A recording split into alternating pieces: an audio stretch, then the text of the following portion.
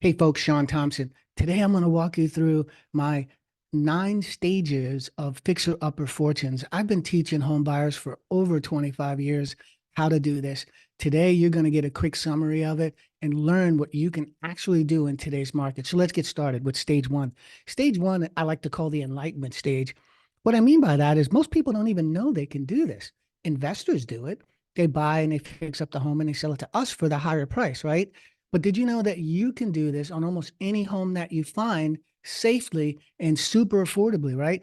Most people spend all of their money on down payment and closing costs, and there's none left to do the customization or improvements that they want to do.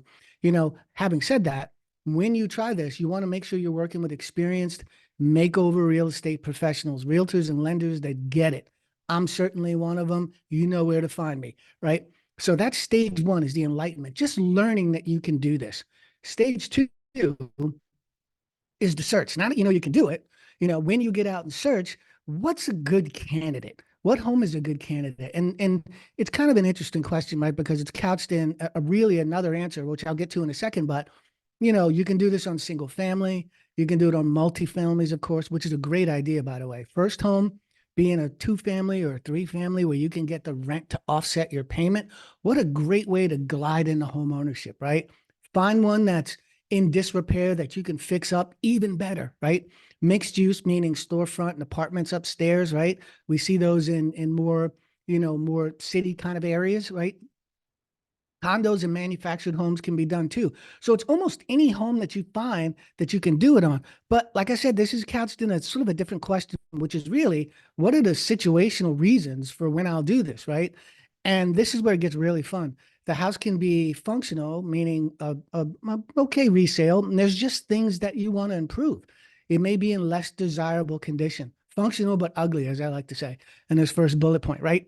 Meaning it could have a kitchen you just don't like, or outdated, or a carpet or bathrooms that are outdated. You want to add an outdoor kitchen in the backyard, or you want to add granite countertops. All of that, can be done. Remember what I said to you earlier. A lot of times people spend most of their savings on down payment and closing costs, and they end up searching for a way to get these repairs done after they close, right? This is the way to include it in now, which is what makes this possible, right? The second reason, which I think is really, really important, and you really have to understand this, even the dysfunctional homes that are in disrepair qualify, meaning it's a home that you can't finance right now because it's in such disrepair. If it has good bones, right, this could be the best situation for you to actually gain equity on, to get more than dollar for dollar value on your improvement, if you will, right? So I search for those, right? Not only the homes that are on the market that are less than desirable, but look for the ones that are really ugly, where the grass is growing out the living room, right? Or it doesn't have a kitchen, right? Look for those too. They count. And those are the ones where you can probably get your best deals on, right? The next one is unique property types. I just want to include like churches or firehouses or upscale barns, or turning, 2 families into 3 families, or vice versa. All of those qualify because we're gonna lend against what that house will be, right? So those are your situational reasons. That's stage two. Let me get to stage three here, because this is where it gets really fun. You can do this. That was your enlightenment. You've found a house, right? You know what you're looking for. And now we get to the stage where you kick the tires, right? And this is your home inspection and getting a really good contractor bid, right? Some home improvement contractor to give you an estimate, to do all the repairs you want, whether the repairs are additions, or finished basements or kitchens and bathrooms. It's usually kitchens and bathrooms, right? You can get that contractor bid. It has to address the things that need to get done to the house to bring it, to health and safety standard. Also, the things that you want to do to the house, right? So all those things can be added into your contractor bid, and you kick the tires properly, then there's nothing that can sneak up on you or haunt you later on in this process. So that's stage three. Let me get to stage four here, right? Stage four is writing up a purchase offer. So you went out, you knew what you were looking for, you found the right house, you got your inspections, you did what you needed to do. It's time to write up that offer on the house. A lot of times you see it where the offer is written first and then you do the inspections. That's fine. But I see stage four is quickly discerning how much it's going to cost me to do the repairs. Can I do it? And then making my offer price accordingly, right? The trick here is making sure you use real estate professionals, again, that understand how to make these these makeover transaction offers, right? You see them on TV all the time. You're like, how are they doing that? Scratch your head. They never talk about, the process of getting through these. I'm teaching you gold here, right? And this is how to do it. So make your purchase offer after you kick the tires a little bit, and let's move on to stage 5. Stage 5 is where it gets really fun, where we create project clarity. Now we sort of tighten the screws on the what you want to do. Is it feasible? That's a word in our industry. So we establish feasibility.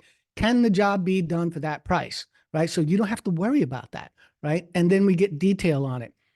We get contractors' credentials, and we what we call validate that contractor.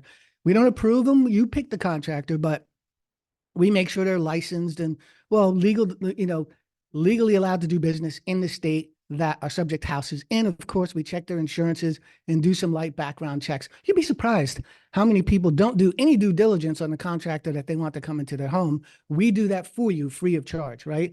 And then we address the health and safety of the house to make sure that you're not missing anything. You don't have to be a super professional at the project clarity piece, is the point I'm trying to make here. We do all that for you in-house to make sure you're covered. You end up with a great house and a great project and super happy when it's done. So that's stage 5. Let's move on to stage 6 really quickly. And that's the valuation. The definition of valuation is usually the appraisal, but in this case, it's we take that final bid that you're going to do, the scope of work that we just sort of tightened up.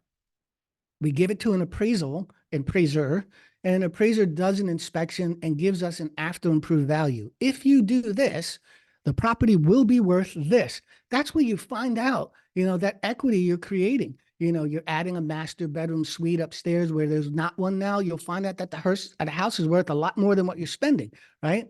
So that's the valuation process stage. And this happens before you even close. You know this before you even close, which brings me to stage 7 here, which is the closing. You've done your valuation. You've gotten qualified on your loan. You're ready to go. You're ready to acquire this property in its current condition as is, all right, and make it yours, right? So stage 7 is closing. You've done a little bit of homework to get to this point, well, a lot of homework, right? And we're at stage 7. Stage 8 is the project performance. Now the work can begin, right? You own the home. If permits need to be, gathered, you can do that in your name now because you're actually an owner. Work can begin immediately. One of the safety valves here is that we pay the contractor you choose as the work is completed after closing. So they do work and then they get paid, and they do work and then they get paid until the project is completed, right?